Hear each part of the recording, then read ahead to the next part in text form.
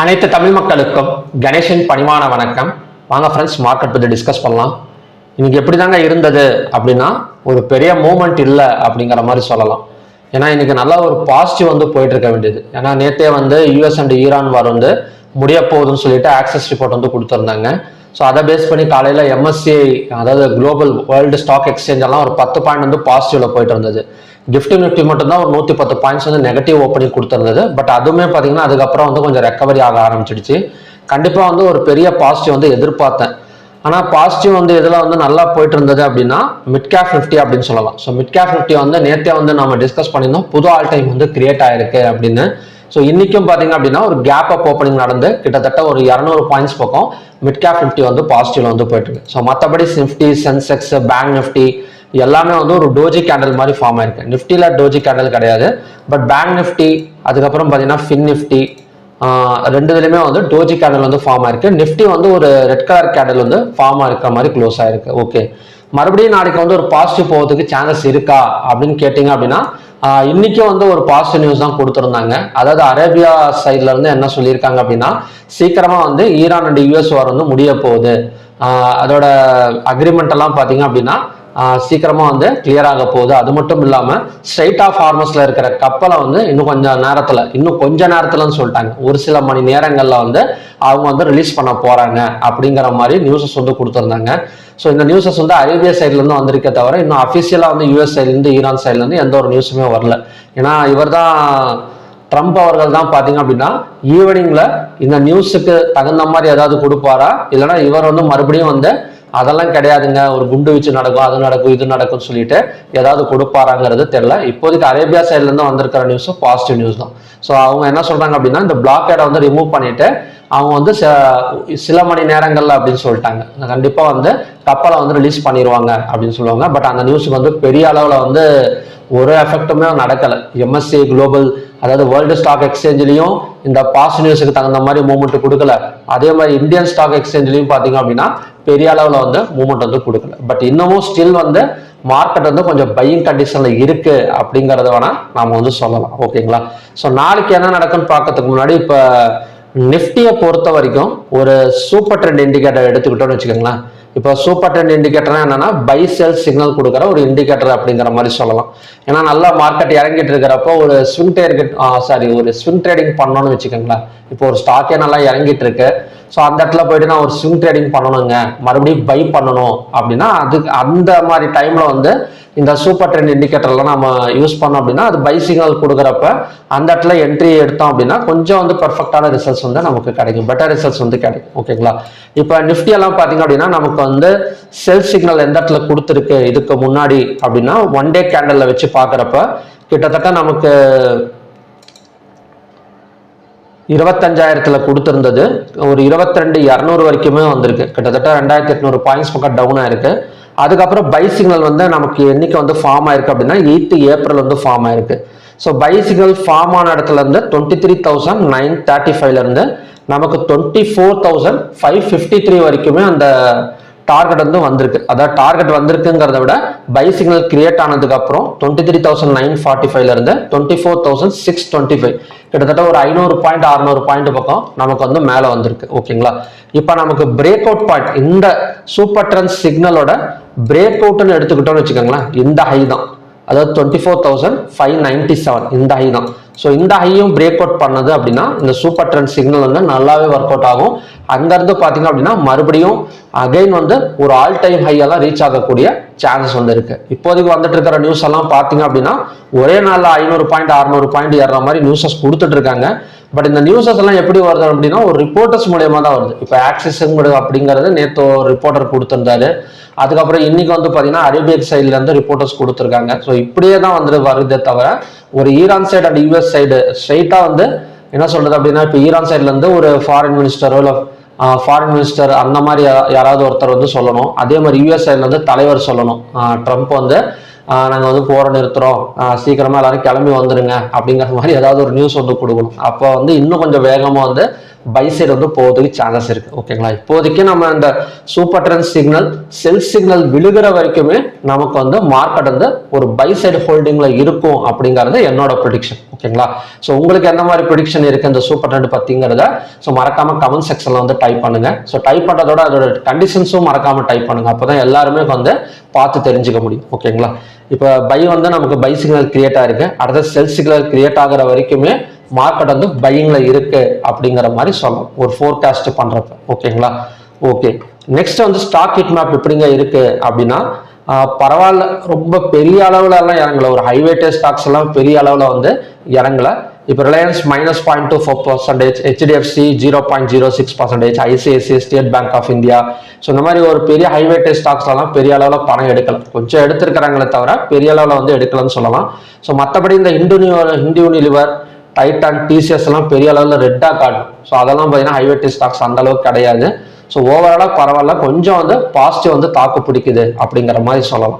Next வந்து global world stock exchange வந்து ஒரு 10 பாயிண்ட் வந்து பாசிட்டிவ்ல போயிட்டு இருக்கு. ஓகேங்களா, இப்போ ஈவினிங்ல இவர் அமெரிக்கன் மார்க்கெட் வந்து ஓப்பன் ஆக போகுது. இவர் என்ன மாதிரி கொடுக்குறாருன்னு தெரியல, கொடுக்கறத பொறுத்துட்டு மேபி இன்னும் கொஞ்சம் ஏன்னா நேற்றே வந்து நல்ல பாசிட்டிவ் சொன்னோம், ஒரு 30 பாயிண்ட் 40 பாயிண்ட் பக்கம் மேலே வந்தது. அதை பேஸ் பண்ணி இன்னைக்கு வேர்ல்டு ஸ்டாக் எக்ஸ்சேஞ்ச் கேண்டிலும் பார்த்தீங்க அப்படின்னா ஒரு 10 பாயிண்ட் பக்கம் மேலே வந்துட்டு இருக்கு.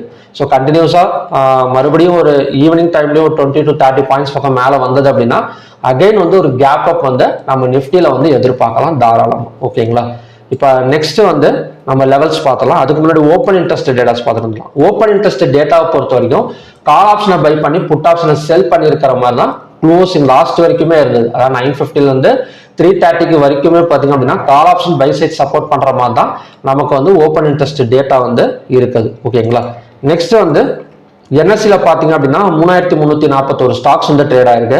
அதில் அட்வான்ஸ் வந்து 2269, டிக்ளைன்ஸ் வந்து 968, அன்சைன்டு வந்து 104. கிட்டத்தட்ட பாசிட்டிவா கம்பேர் பண்றதை விட டபுள் மடங்கு வந்து நமக்கு வந்து நெகட்டிவா கம்பேர் பண்றதை விட டபுள் மடங்கு பாசிட்டிவ் இன்னுமே இருக்கு. 52 வீக் ஹைல வந்து 187 ஸ்டாக்ஸும் 52 வீக் லோல வந்து 10 ஸ்டாக்ஸ் இருக்கு. இன்னுமே 52 வீக் ஹைல வந்து அதிகமான ஸ்டாக்ஸ் வந்து போயிட்டே தான் இருக்குது. அதுக்கு மெயின் ரீசன் வந்து மிட் கேப் நிஃப்டி வந்து ஆல் டைம் ஐயை கிரியேட் பண்ணி அதையும் பிரேக் அவுட் பண்ணி இன்னொரு ஆல் டைம் ஐயெல்லாம் கிரியேட் பண்ணிட்டு போயிட்டு இருக்கு. ஓகேங்களா, ஸோ நெக்ஸ்ட் வந்து ஆர்டர்ஸ் செக்டார் வைஸ்ல எடுத்துக்கிட்டோம் அப்படின்னா FMCG, IT ரெண்டு மட்டும் தான் டவுன்ல இருக்க தவிர ஸோ மற்றதெல்லாம் பார்த்தீங்க அப்படின்னா கொஞ்சம் பாசிட்டிவ் க்ளோசிங் ஆகிற மாதிரி தான் இருக்கு. ஓகேங்களா, நெக்ஸ்ட் வந்து ஹைவேட்டேஜ் ஸ்டாக்ஸ். ஹைவேட்டேஜ் ஸ்டாக்ஸ்ல அதான் சொன்னல, ஹைவேட்டேஜ் ஸ்டாக்ஸ் பெரிய அளவுல பணத்தை வந்து வெளியே எடுக்கல. பட் என்ன சொல்றோம்னா ஒரு சின்ன சின்ன நெகட்டிவ்ல வந்து நமக்கு க்ளோஸ் ஆயிருக்கு. இப்போ HDFC பார்த்தீங்க அப்படின்னா -0.21%, 0.35%, 0.28%. ஸோ அந்த மாதிரி தான் பார்த்தீங்க அப்படின்னா நமக்கு வந்து நெகட்டிவ்ல இருக்க தவிர பெரிய அளவில் வந்து நெகட்டிவ் இல்லை. மற்றபடி மாருதி, M&M, ஸ்ரீராம் ஃபைனான்ஸ்லாம் நல்ல positive closing. TCS, Infosys, Sun ஃபார்மாலாம் பார்த்தீங்க அப்படின்னா நமக்கு வந்து நெகட்டிவ் க்ளோசிங். டாப் கைனர்ஸ் எடுத்துக்கிட்டோம் அப்படின்னா HDFC life, Bajaj auto, M&M, Grasim, Shriram finance இதெல்லாம் பார்த்தீங்க அப்படின்னா டாப் கெய்னர்ஸுக்கான ஸ்டாக். டாப் லூசர்ஸுக்கான ஸ்டாக்ஸ் எல்லாம் பார்த்தீங்கன்னா ஹிந்து யூனிலிவர், TCS, டெக்கெம், டைட்டன், அதானியன் இதெல்லாம் பார்த்தீங்க அப்படின்னா டாப் லூசர்ஸுக்கான ஸ்டாக்ஸ். ஓகே, இப்போ நிஃப்டியோட ஓவரால் வந்து பர்ஃபார்மன்ஸ் வந்து பார்த்தாச்சு. எப்படியும் வந்து கொஞ்சம் பை தாங்க இருக்கு அப்படிங்கிற மாதிரி தான் தெரியுது. ஓகேங்களா, இந்த சூப்பர் ட்ரெண்ட் சிக்னல்ஸை வச்சு பார்க்குறப்ப சூப்பர் ட்ரெண்ட் சிக்னல் எப்போ செல் சிக்னல் கொடுக்குதோ அந்த இடத்துல இருந்து தான் நமக்கு வந்து செல்லிங் வந்து கன்ஃபர்மேஷன் வந்து நடக்கும். ஓகேங்களா, ஏன்னா பை வந்து நமக்கு ஃபெயிலியர் ஆயிருக்கணும் அப்படின்னா இந்த இடத்துல நமக்கு ஃபெயிலியர் ஆயிருக்க வேண்டியது. ஸோ இந்த ஜோன் பார்த்தீங்கன்னா தெரியும், இதுக்கு முன்னாடி பை சிக்னல் இந்த இடத்துல கொடுத்துருக்கு. பட் நமக்கு ஃபெயிலியர் ஆயிடுச்சு, லோவெல்லாம் பிரேக் அவுட் பண்ணிட்டு இந்த இடத்துலயே மேலே வரல. பட் இந்த இடம் அந்த மாதிரி கிடையாது, ஒரு பேரலல் சேனல் வந்து கிரியேட் பண்ணிட்டு இருக்கு. இந்த பேரலல் சேனலை பிரேக் அவுட் பண்ணா நம்ம கண்டினியூஸா பை கொடுக்கறதுக்கான பாசிபிலிட்டிஸ் வந்து இருக்கு. ஓகே, அப்ப நாளைக்கு என்ன மாதிரி நடக்கும்? நாளைக்கு வந்து ஃப்ரைடே வீக்கெண்டு, வாலட்டிலிட்டி இருக்குமா அப்படின்னு பார்த்தோம் அப்படின்னா இப்ப கிடைச்சிருக்கிற நியூஸ் படி பாசிட்டிவ் தான் போகணும், பார்க்கலாம். அதுக்கு தகுந்த மாதிரி நம்ம பார்த்துக்கலாம். ஓகேங்களா, இப்ப பேங்க் நிஃப்டி பார்க்கலாம் ஃபர்ஸ்ட். இப்ப பேங்க் நிஃப்டி எடுத்துக்கிட்டோம் அப்படின்னா நமக்கு வந்து டோஜி கேண்டல் வந்து ஃபார்ம் ஆயிருக்கு. பேங்க் நிஃப்டி எடுத்துக்கிட்டா டோஜி கேண்டல் வந்து ஃபார்ம் ஆயிருக்கு. இப்ப டோஜி கேண்டல்னா என்னங்க அப்படின்னா பையர்ஸ் அண்ட் செல்லர்ஸ் வந்து காம்படிஷன் அதிகமா இருக்கிறப்ப தான் இந்த மாதிரி கேண்டல் வந்து ஃபார்ம் ஆகும். இதுல வந்து சிம்பிளா வந்து எப்படி வந்து நம்ம ப்ரிடிக்ஷன் பண்ணலாம் அப்படின்னா ஹையா பிரேக் அவுட் பண்ணா பையர்ஸ் ஜெயிச்சிருவாங்க, லோவா பிரேக் அவுட் பண்ணா செல்லர்ஸ் ஜெயிச்சிருவாங்க. இதுதான் பாத்தீங்கன்னா கான்செப்ட். இன்னைக்கான பேங்க் நிஃப்டி ஹை வந்து 56,334. இதை பிரேக் அவுட் பண்ணிடுச்சு அப்படின்னா ஒரு நல்ல பை போகிறதுக்கு சான்சஸ் இருக்கு. இல்லைன்னா லோ வந்து 55,783. இதையும் பிரேக் அவுட் பண்ணுது அப்படின்னா கண்டினியூஸாக நமக்கு வந்து டவுன் ஆகக்கூடிய சான்சஸ் இருக்கு. ஓகேங்களா? ஸோ ஒரு அப் அண்ட் டவுன்ல பார்த்தீங்க அப்படின்னா ஒரு 200 to 300 பாயிண்ட்ஸ் போக எக்ஸ்பெக்ட் பண்ணலாம், ஹையும் லோவும் பிரேக் ஆகிறப்ப. ஸோ சேம் கண்டிஷன் தான் நமக்கு ஃபின் நிஃப்டிலையும் பார்த்தீங்க அப்படின்னா நமக்கு கிரியேட் ஆயிருக்கு. அதாவது ஹை அண்ட் ஒரு டோஜி கேண்டல் ஃபார்ம் ஆயிருக்கு. ஸோ ஹை லோயும் பிரேக் அவுட் பண்ணால் கண்டினியூஸாக ஒரு 150 to 200 பாயிண்ட்ஸ் போகும். பை சைட் செல் சைடு வந்து நாம வந்து எக்ஸ்பெக்டேஷன் வந்து பண்ணலாம். நெக்ஸ்ட் வந்து நிஃப்டி. இப்போ நிஃப்டி இன்னைக்கு வந்து ஒரு செல் சைட் க்ளோசிங் அப்படிங்கிற மாதிரி எடுத்துக்கலாம். அதுவும் பெரிய அளவில் இல்லை, ஒரு 11 பாயிண்ட் வந்து செல் சைட் க்ளோசிங். இப்போ நியூஸஸை வச்சு பார்க்குறப்ப கண்டிப்பாக கொஞ்சம் ரெக்கவரி ஆகிற மாதிரி தெரியுது. நாளைக்கு எக்ஸ்பைரிங் கிடையாது, ஒன்றும் வாலட்டிலிட்டி எடுக்கும், இல்லைனா மறுபடியும் பார்த்தீங்க அப்படின்னா மேலே வந்துடும். ஸோ அப்படி மேலே வர மாதிரி இருந்தால் 24,250 தான் நமக்கான நெக்ஸ்ட் சப்போர்ட் ஜோன். ஸோ மற்றபடி க்ளோஸுக்கு மேலே ஓப்பன் ஆனாலோ இல்லைனா ஹையாக பிரேக் அவுட் பண்ணாலோ இந்த 24,597 வரைக்கும் வரதுக்கு சான்சஸ் இருக்கு. ஆல்ரெடி பார்த்துருந்தோம், சூப்பர் ட்ரெண்ட் இண்டிகேட்டர்ல ஒரு பேரலல் சேனல் வந்து நமக்கு வந்து கிரியேட் ஆயிருக்கு. ஸோ இந்த பேரலல் சேனலோட பிரேக் அவுட் பாயிண்ட்ங்கிறது 24,597. ஸோ இது ரெசிஸ்டன்ஸாகவும் ஒர்க் அவுட் ஆகலாம், இல்லைனா பிரேக் அவுட்டும் நடக்கலாம். அது எப்படி இந்த ரெண்டுமே நம்ம வந்து கண்டுபிடிக்கிறது அப்படின்னா ஃபர்ஸ்ட் இதை வந்து ரெசிஸ்டன்ஸாக தான் ட்ரை பண்ணணும். ஒன் டே கேண்டில் இந்த ஹைக்கும் தாண்டி மேலே க்ளோசிங் வச்சதுக்கு அப்புறம் தான் ஒரு பை சைட் பிரேக் அவுட் வந்து நடக்கும். ஓகேங்களா? நேற்று கூட நான் சொல்லியிருந்தேன், மிட் கேப் நிஃப்டில அந்த மாதிரி தான் நடந்திருக்கு. ஒரு பேரலல் சேனல் ஏப்ரல் 8ல இருந்து நமக்கு ஒரு பேரலல் சேனல் வந்து கிரியேட் ஆகிட்டே வந்திருக்கு. நேற்று பிரேக் அவுட் நடந்திருக்கு, ஆல் டைம் ஹையை கிரியேட் பண்ணியிருக்கு. இன்னைக்கு கேப் அப், மறுபடியும் ஆல் டைம். ஸோ இதுதான் பார்த்தீங்கன்னா சிம்பிள் கான்செப்ட், ரொம்ப ஈஸியாக வந்து புரிஞ்சிக்கலாம். ஓகேங்களா? பேரலல் சேனல் ஒரு இடத்துல கிரியேட் ஆகுதுனாலே நமக்கு அந்த இடத்துல பிரேக் அவுட் நடக்கிறப்ப கண்டிப்பாக வந்து ஒரு நல்ல ஒரு பை சைடோ செல் சைடோ வந்து நம்ம வந்து எதிர்பார்க்கணும். அதனால க்ளோஸுக்கு மேலே ஓப்பனிங் கொடுத்தது அப்படின்னா பை சைட், இல்லைனா ஹையாக பிரேக் அவுட் பண்ணாலும் பை தான், அப் டு 24,597 வரைக்கும். ஸோ சேம் அதே மாதிரி தான் சென்செக்ஸுக்கும் அதே மாதிரி தான். ஸோ சென்செக்ஸோட நெக்ஸ்ட் சப்போர்ட் ஜோனுங்கிறது 77,679. ஏதாவது ஒரு கேம் விளையாடுவாங்க, ஏன்னா எஃப்ஐடிஎஸ் எல்லாம் சும்மா, எஃப்ஐஎஸ் வந்து சும்மா இருக்க மாட்டாங்க. ஒரு கேப் டவுன் ஓப்பனிங் கூட நடக்கலாம். கேப் டவுன் ஓப்பனிங் நடந்தாலும் நமக்கு வந்து குவார்டர்லி ரிசல்ட்ஸ் பாசிட்டிவ்ல போயிட்டு இருக்கு. அது மட்டும் இல்லாமல் சூப்பர் ட்ரெண்ட் பை சிக்னல் இருக்கு, ஓப்பன் இன்ட்ரெஸ்ட் டேட்டா ஸ்ட்ராங்கா இருக்கு. முக்கியமாக வந்து யூஎஸ்டி ஐஎன்ஆர் வந்து ஸ்ட்ராங் ஆகிட்டே வருது. கிட்டத்தட்ட $1 பக்கம் நமக்கு $1 பக்கம் இறங்கியிருக்கு டாலருக்கு அகெயின்ஸ்டா. 95.43ல இருந்தது, இப்போ வந்து பாத்தீங்க அப்படின்னா 94.06, கிட்டத்தட்ட $1 பக்கம் $1 பக்கம் இறங்கியிருக்கு. ஸோ இதெல்லாம் இன்வெஸ்டர்ஸ் உள்ளார வரதுக்கான சரியான நேரம் அப்படிங்கிற மாதிரி சொல்லலாம். ஓகேங்களா? ஸோ எல்லாமே நமக்கு பாசிட்டிவ் சைடு வந்து இருக்கு, பார்க்கலாம் என்ன மாதிரி வந்து நடக்குது அப்படின்னு.